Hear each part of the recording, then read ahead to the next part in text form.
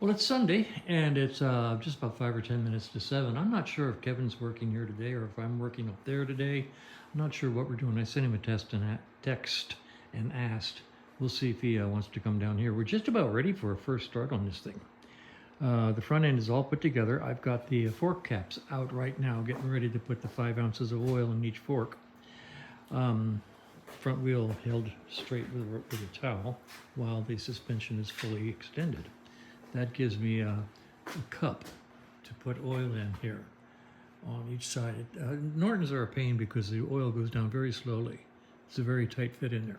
So what I do is I put 2 containers of 5 ounces each here of oil. I use 20 weight, which is a nice compromise between 15 and 30.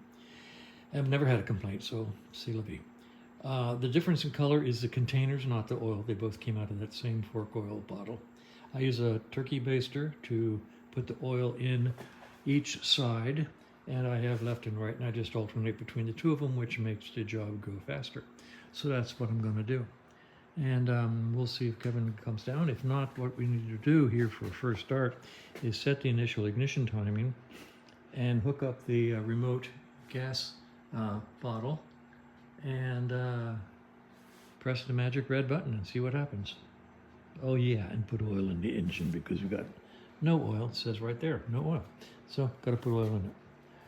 And before I do that, I'll take off one of the rocker covers and put about 6 ounces of oil into the rocker cavity so it drains down into the sump, so the bike will have some oil in the sump when we first kick it over. That's our pre-prep. Anyway, I'll let you know how it goes. Let's see, it's 7:15, and I've just completed putting the oil in the forks. Now I've lowered the bike jack a little bit so that the springs protrude, and I'm going to put the caps on now. Then I'll tighten them with a lock nut and jack the bike up and put the instruments on, put the caps on, and put it back together.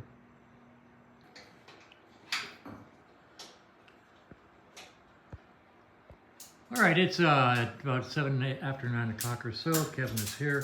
We got distracted, had some other stuff to do. We just turned the bike around. We're going to put oil in the primary in a while. We're going to set the initial timing right now, get it up in the air, and be able to turn the motor with the rear wheel. So the bike's going up, and we're going to start this. All right, it is now 10 o'clock, 5 after. We double checked the valve clearances. They're perfect 6 and 8. Kevin set the initial timing, so the static timing is set. We have the plugs out. Let's see, I put 6 ounces of oil into the top end of the engine so that it flowed down into the bottom of the engine. So it's got 6 ounces of oil in a crankcase now. 2 quarts of oil in the oil tank. And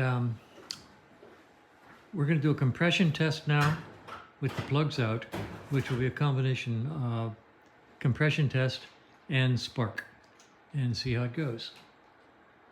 All right. Ignition on. Okay, got a red light. Okay, compression gauge, spark plugs out. Yep. Ignition on, and I'm going to hit the starter now.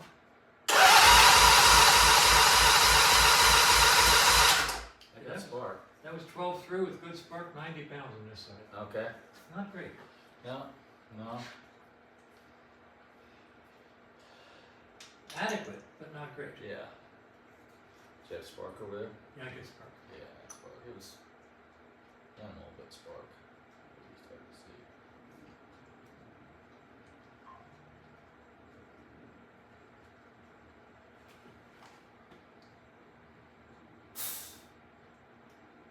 All right, good to go. In? Huh?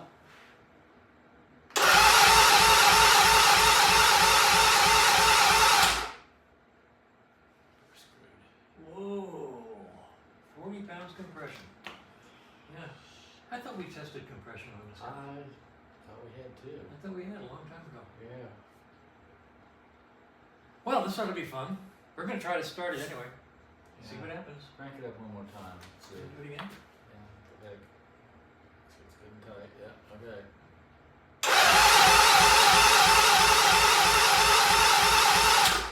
It's creeping up to 60.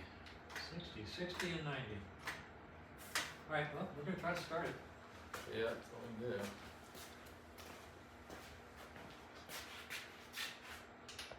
You Okay, ready? we've got the bike sitting up there. We have the remote gas tank hooked up to it. We've got everything in place. I'm going to turn this valve on. Watch for gushers. As soon as I figure out how to turn this on. There we go. Are we flowing? Yep. That big flow. Watching it. Yep. How's the carbs? I'm not seeing a leak. All right, I'm going to bounce violently. And I'm just gonna hold mine down. See who gets there first. Yep, we had. You got tickle on your side? I got leak over here. Yeah, I got. There's a leak somewhere. Give me a big enough for this brass bolt What do underneath. you think it is? Yeah, 5/8? Let's try the drain first. Yep. Now it's bigger than 5/8. Okay, 3/4. Maybe. Yep. Oh, mine was loose. Oh, okay. It's good news. Alright, so how are you doing over on yours? You wanna do your brass one? Sure. It's the first time these carbs have had gasoline on them. Oh, yeah. Okay? Yep.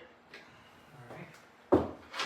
Now, you've got a leak on your side still. Still? I think you might have just caused it. Yeah. Find out where it is.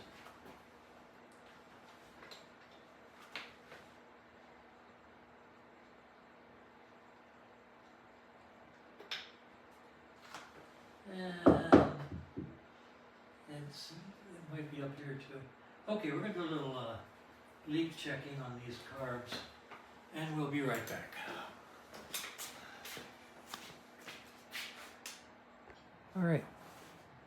All right, here we are. We've got the bike on the auxiliary fuel bottle. We've got good tickle on both carburetors.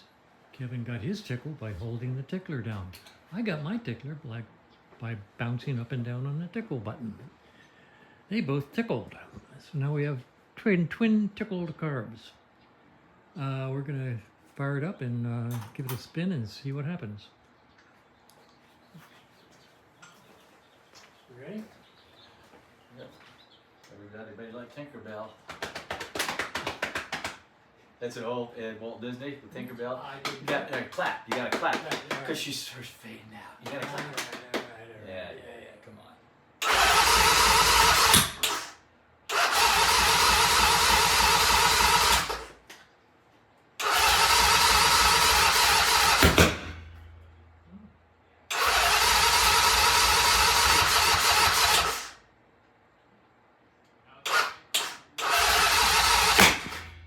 Okay.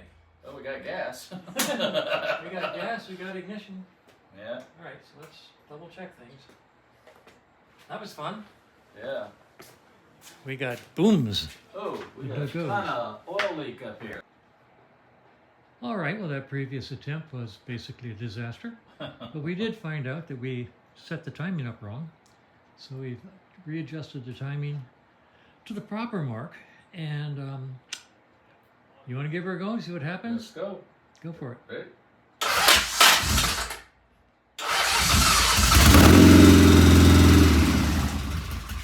We have a run. We have a runner. We have a run. Alright, so let's see if we can get it running long enough to check the oil flow. We can do that. And your screwdriver to adjust the idle. Which one? You like the little long one or the long big one? Doesn't matter. Alright. So that's Okay. flashlight. Yep.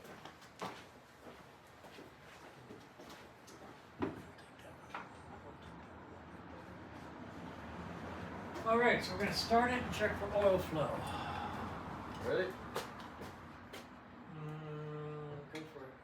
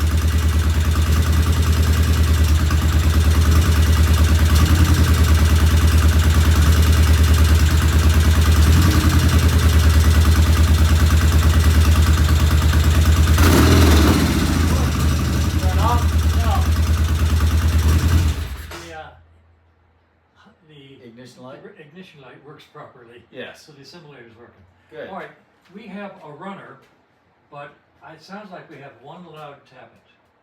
So we're going to let the bike cool down. We might call it a day. Yeah. Today's Sunday. Yeah. We'll call it a day. Come back, double check these tappets. One sounds loud, and then we have that occasional. I'm not sure what we have occasional, but something occasionally was not right. And we got a runner. Yeah, that's the good news. Yeah. Okay, we're going to call it a day, actually.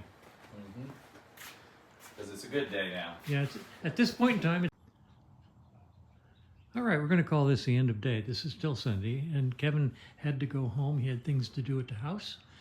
And it's Sunday, and I don't feel like working anymore. We're going to leave this just as it is. We have a runner. We have a runner that has good oil flow. So this is a good day.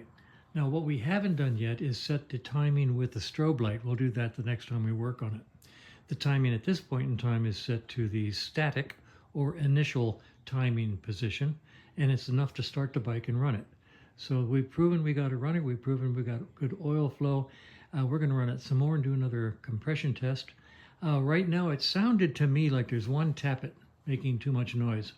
So I'm going to open the tappets and take the covers off and double check the tappets 6 and 8, 6 into 8 exhaust. And I'll show you what I think was wrong with the timing the first time. On the rotor, on the alternator, the timing mark is actually on a raised area. This is raised and the timing market is here. It's real easy when you look through the little window that you're working with to line this line up with the 32 degrees versus this line. And I'm pretty sure that's what happened. So we were off by that much, which is, 5 or 6 or 8 or 10 degrees anyway. So that was the problem. We reset it up with the timing mark this mark on 32 degrees exactly, and the bike started right up. So that's what we did wrong the first time. Easy to do, been done before. Don't know if it'll be done again. So anyway, that's where we are. We got ourselves a pretty complete bike and it runs. And we're gonna call it a day. So, nice beautiful day. Sunday, I think I'll do a Costco run. I like to go to Costco on Sundays because it's really, really crowded and I enjoy the crowds. I actually do. I have no problem going to Costco on Sunday. So, I actually prefer it. Anyway, it's fun. And I'm down to my last little part of Stumpy's food, so I got to go buy Stumpy's food. All right, I'm going to let this go. I'll probably publish this and head to Costco.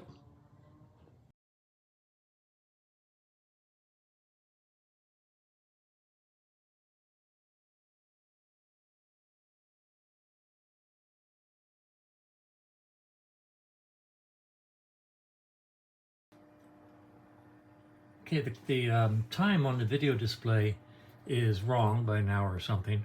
This is right after the accident happened. I heard the sound.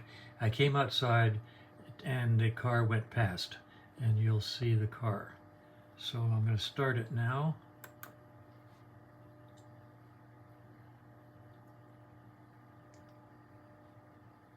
I'm starting it now. Let's start. Oh, here you do play. I'm sorry. Okay.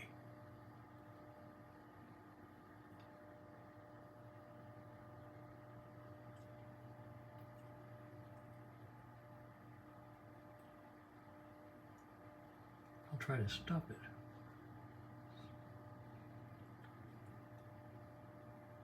There it is. That's the car.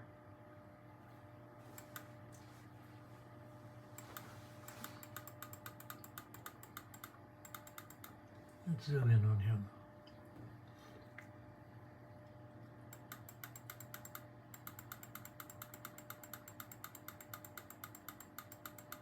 Custom wheels, I think. I can't tell what brand it is. I can't either. But he was revving and revving and trying to keep that car running, and finally staggered away.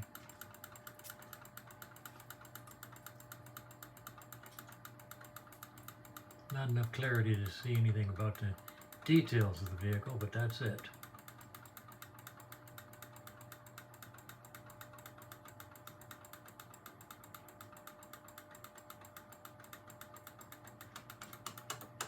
Okay, so let's let him drive away. Go back to play.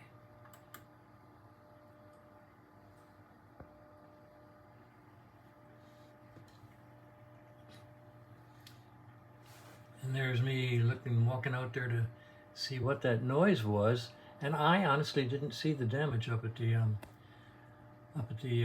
accident site. I just saw that car and looked all around, did not see the damage, and went back inside. Never did figure out what the noise was.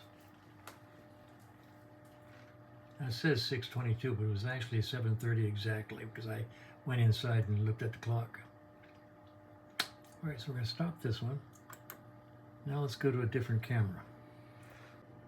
Okay, here's the video running, showing the truck, and the time up there is too bright to see, but I started it right around 6:18.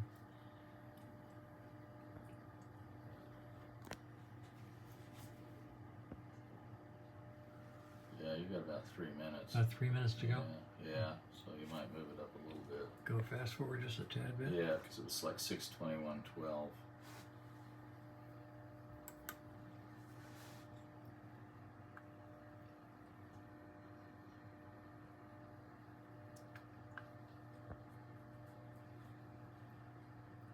How we doing? Yeah, we're just at 6:18, so we got a while.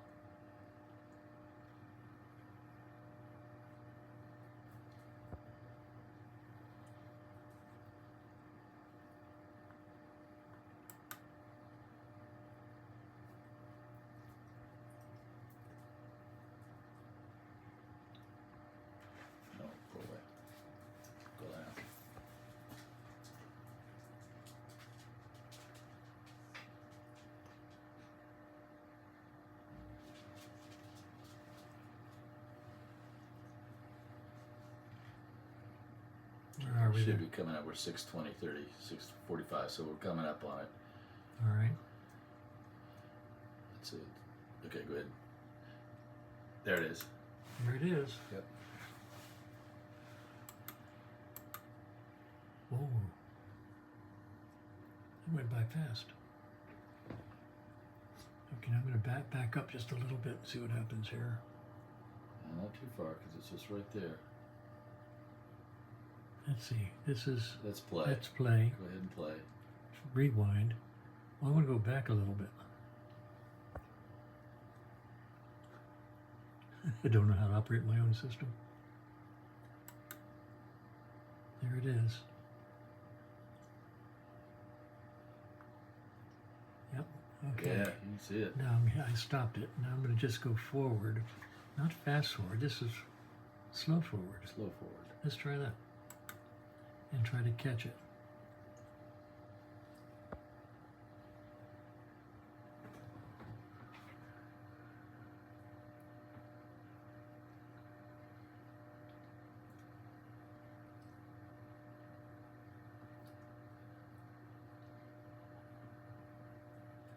There it Oh, comes. look at that. Wow. There. Oh, yeah. Right down the curb. Swerved and didn't get it. Didn't clear it.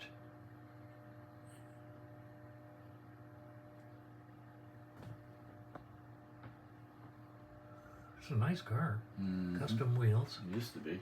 Well, it's got some damage on that front end now. 4-door. Mm-hmm. Crumpled front end, that's for sure. And that's where we go to the other video. Uh-huh. Okay.